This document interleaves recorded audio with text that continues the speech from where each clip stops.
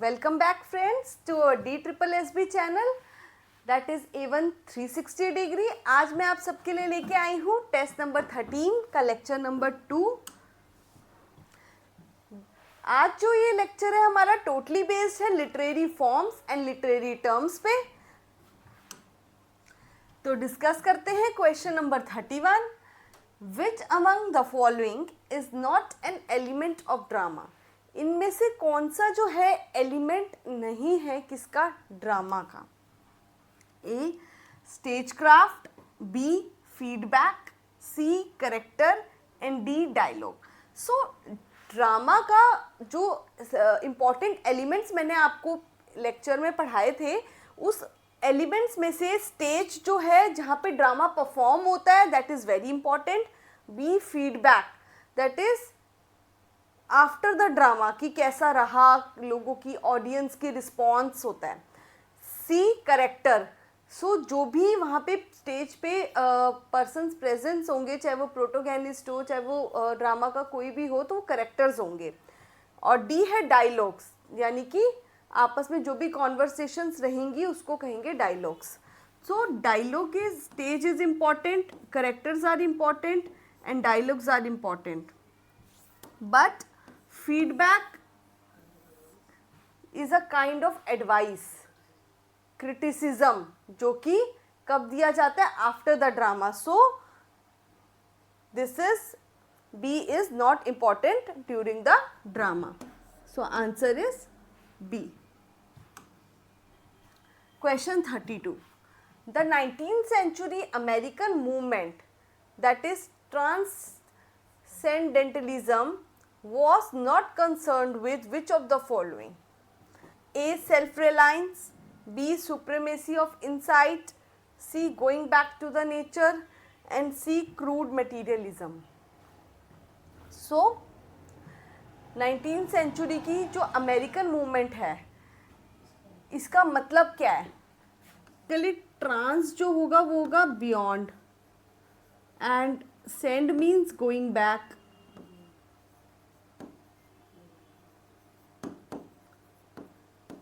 So we are going back, it is talking about going back to the nature, going back to the self reliance. So A option is correct. ये movement जो है self reliance की बात कर रही है, going back to the nature की बात कर रही है, सुप्रीमेसी यानी अपने अंदर झांको, अपनी इंसाइट की बात कर रही है। बात किसकी नहीं कर रही? क्रूड मटेरियलिज्म की बात नहीं कर रही। So option D is the answer.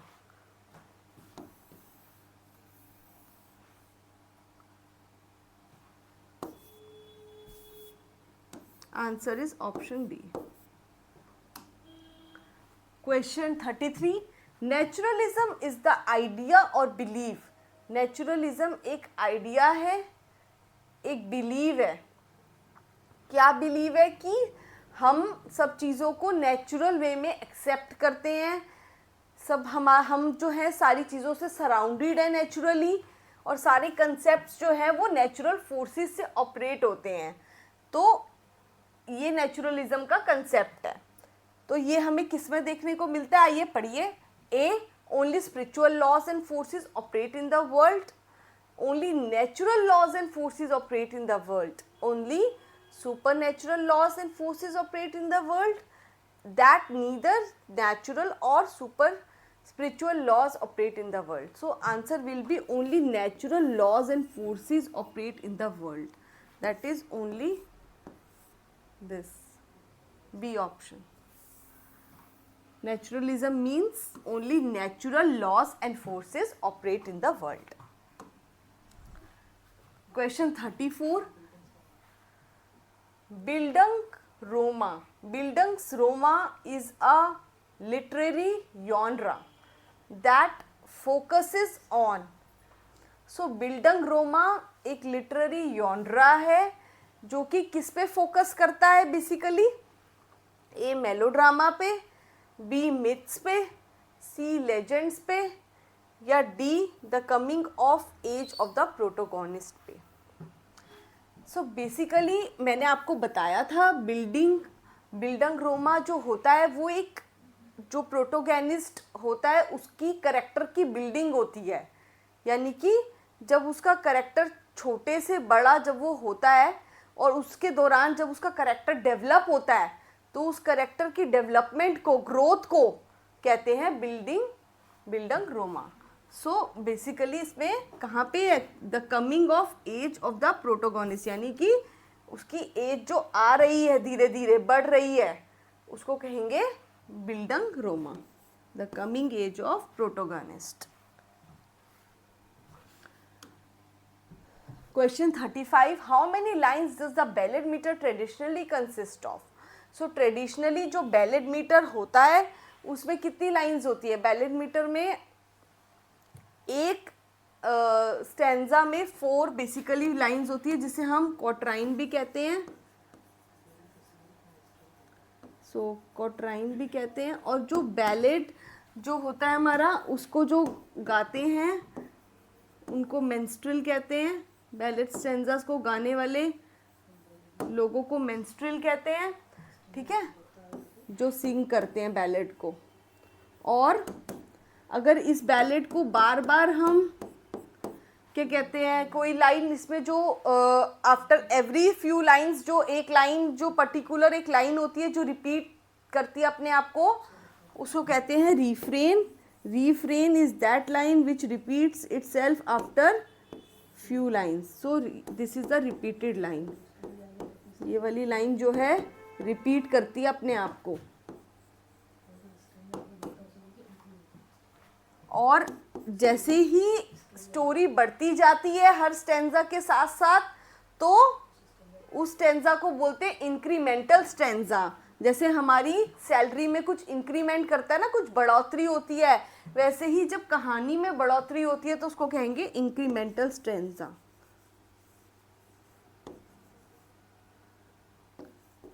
Incremental stanza. So this is all about the ballad.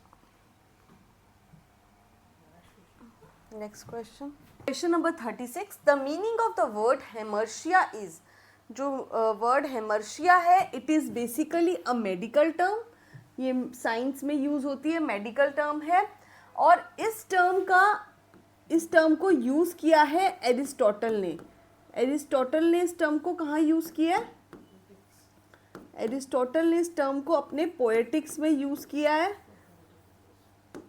Poetics क्या है? जिसमें उसने एक्सप्लेन किया है कि पोएम्स वगैरह को किस तरीके से लिखना चाहिए, ठीक है, उसमें इसने एक्सप्लेन किया है हेमर्शिया को। और क्या बताया इसने हेमर्शिया के लिए कि hamartia means, it means error in judgement.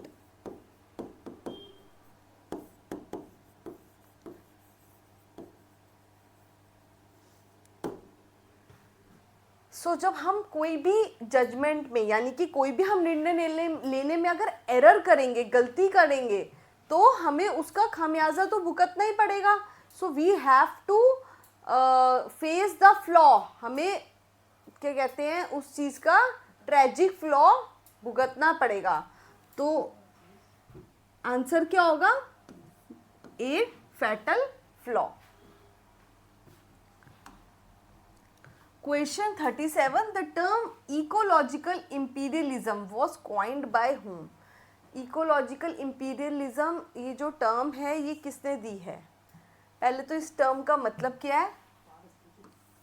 इस टर्म का मतलब है पारिस्थितिक साम्राज्यवाद। सो पारिस्थितिक साम्राज्यवाद का मतलब यही है।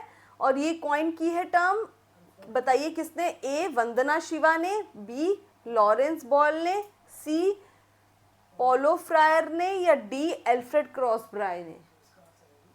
सो इसका आंसर है बेटा डी एल्फ्रेड क्रॉसबाय ने ये टर्म पॉइंट की है। Question 38. A form of words adopted for singing or recitation which presents a dramatic or exciting episodes in simple narrative form. सो एक ऐसा वर्स फॉर्म जो कि सिंगिंग और रेसिटेशन में यूज़ होता है, which presents a dramatic and exciting episode. यानी कि एपिसोड का क्या मतलब है कि एक ऐसा गाने की फॉर्म, वर्स फॉर्म मीन्स गाने की फॉर्म या फिर पोएटिक फॉर्म जो कि एक कहानी को दर्शाती हो।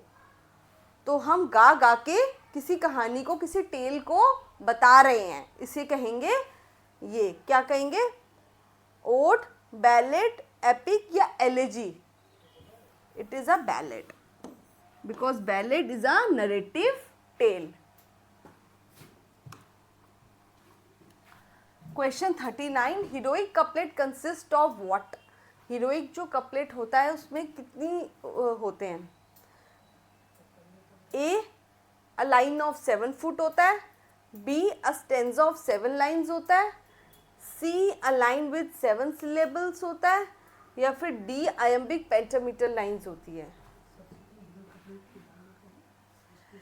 हीरोइक कपलेट बेटा सबसे पहले जान लेते हैं, कपलेट मीन्स की 2 लाइन्स, ठीक है। और जब ये 2 लाइन्स का स्टेंजाज जो ये होता है उसे क्या कहते हैं, कपलेट। 2 लाइन्स का स्टेंजा होता है, इसे कपलेट कहते हैं और इसे लिखा जाता है आयम्बिक पेंटामीटर में। सो answer will B iambic pentameter. और इसे जो हीरोइक कपलेट है, इसे सबसे पहले जो यूज़ किया था वो किया था जेफरी चौसर ने इसे यूज़ किया था सबसे पहले।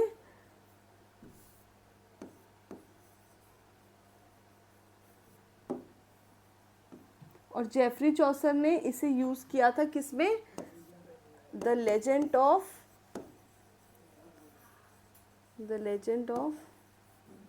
Good women.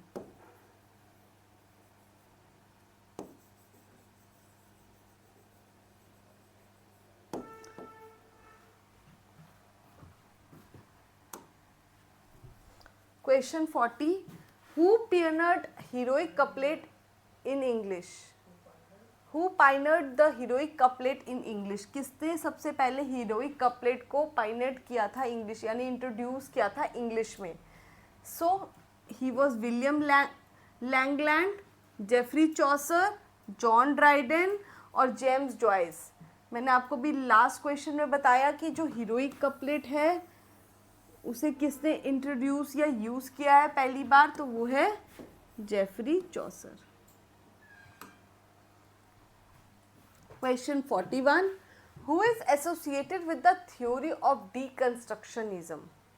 डीकंस्ट्रक्शन की जो थ्योरी है वो किसके साथ एसोसिएटेड है।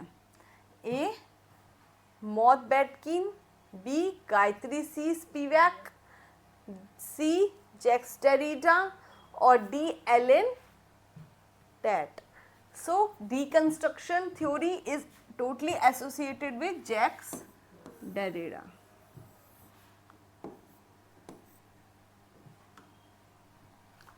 Question 42, the term peripecia is generally explained as, जो term है peripecia वो जनरली जो है उसको क्या कहते हैं, कैसे एक्सप्लेन करते हैं। A, the conclusion of the situation कहते हैं। B, the reversal of the situation कहते हैं। C, the conflict in the play कहते हैं। या फिर D, the change from ignorance of to the knowledge, मतलब इग्नोरेंस से नॉलेज तक पहुंचना। बताइए, पेरिपेशिया बेटा होता है reversal of fortune. Reversal of fortune को कहते हैं पेरिपेशिया, यानी कि जब हीरो का किस्मत जो है उल्टी चलने लग जाती है, उसकी जो फॉर्च्यून है वो फॉर्च्यून में रिवर्स हो जाता है, बिल्कुल किस्मत जो है बिल्कुल पलट जाती है और रिवर्सल हो जाता है, तो उसे कहते हैं peripeteia. So a reversal of the situation is called peripeteia. Question 43, which of the following does not constitute 3 unities a popular component of a drama? ऐसा कौन सा है जो इनमें से 3 यूनिटीज़ के अंडर नहीं आता है। सो 3 यूनिटीज़ के अंडर कौन कौन सी 3 यूनिटीज़ आती हैं? B, unity of time, unity of place and unity of action. ये तीनों यूनिटीज़ हैं और आंसर हमारा होगा A, that is unity of events. ये नहीं आता है 3 यूनिटीज़ के अंदर। So answer will be A. These all are 3 unities. 44 hagiographies are written on what? तो सबसे पहले मैं आपको बता दूं, the word hagio is a root word which means Christian saints. इसका मतलब क्या होता है? Christian saints. और graphies मतलब होता है writings.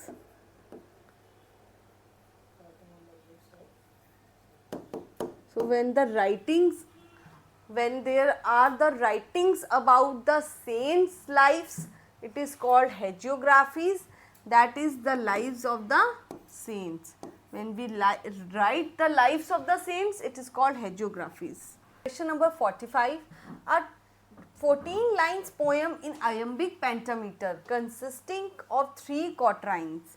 तो जहाँ 3 quatrains हो और एक कपलेट हो, उसे इनमें से क्या कहेंगे? तो 3 क्वाट्राइन्स यानी 3 क्या है? क्वाट्राइन। क्वाट्राइन यानी 4 का, 4 लाइन्स का पेयर। तो 3 इंटू 4 क्या हो गया? 12।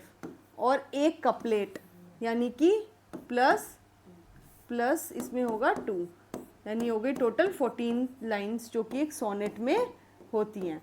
अब ये 14 लाइन्स का ये जो सोनेट है 12 + 2 वाला, ये कंसेप्ट कौन लेके आया? ये कंसेप्ट लेके आए हमारे पास हेनरी होवार्ड, जिनको क्या कहते हैं? अर्ल ऑफ सरे भी कहते हैं। और हेनरी होवार्ड ये कंसेप्ट किस में लेके आए? इंग्लिश में उन्होंने इंट्रोड्यूस किया, इंग्लिश सोनेट्स। और इंग्लिश सोनेट्स को शेक्सपियर ने क्या किया? हेनरी होवार्ड की इन्हीं सोनेट्स को फॉलो किया शेक्सपियर ने, और शेक्सपियर ने इनको फेमस किया। So answer will be D.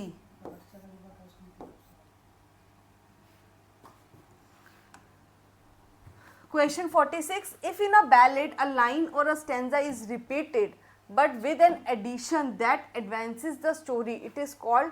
एक लाइन, एक स्टेंजा अपने आप को जब बार बार रिपीट करता है और रिपीट करने के साथ साथ उसमें एक ऐसी उसमें जो स्टैंजास बाकी के होते हैं वो स्टोरी को आगे भी बढ़ा रहे होते हैं कहीं ना कहीं, तो दैट इज कॉल्ड।